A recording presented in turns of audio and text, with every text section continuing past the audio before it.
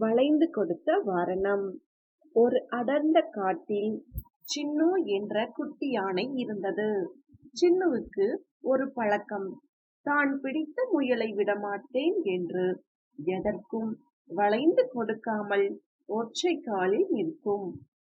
ஒரு நாள் காட்டில் பலத்த காற்றுடன் மழை பெய்தது. காட்டில் இருந்த விலங்குகள் எல்லாம் பாதுகாப்பான இடத்திற்கு ஓடின. சின்னுவின் அம்மா, சின்னு, காற்று பலமாக வீசுகிறது, மரங்களுக்கு இடையே வளைந்து புகுந்து அந்த பெரிய குகைக்குள் சென்று விடுவோம் வா என்று அழைத்தாள். ஆனால் சின்னு, மாட்டேன், நான் ஏன் வளைந்து செல்ல வேண்டும், நான் நேராகத்தான் நடப்பேன் என்று பிடிவாதம் பிடித்தது.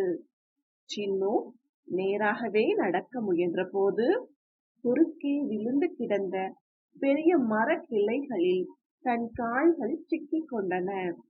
நேராக நிமிர்ந்து சென்றதால் பலத்த காற்று சின்னுவை தள்ளியது. ஆனால் அருகில் இருந்த மூங்கில் மரங்கள் காற்றில் ந எழுத்தை போலவே அழகாக வளைந்து கொடுத்தன. அதனால் அவை உடையாமல் தப்பின. சின்னுவின் நண்பன் முயல் குட்டி, சின்னு, அந்த மூங்கில் மரத்தை பார், அது வளைந்து கொடுப்பதால்தான் காற்றில் உடையாமல் இருக்கிறது, நீயும் கொஞ்சம் வளைந்து கொடுத்தால் இந்த இடுக்கிலிருந்து தப்பித்துக் கொள்ளலாம் என்றது. சின்னுவுக்கு அப்போதுதான் புரிந்தது.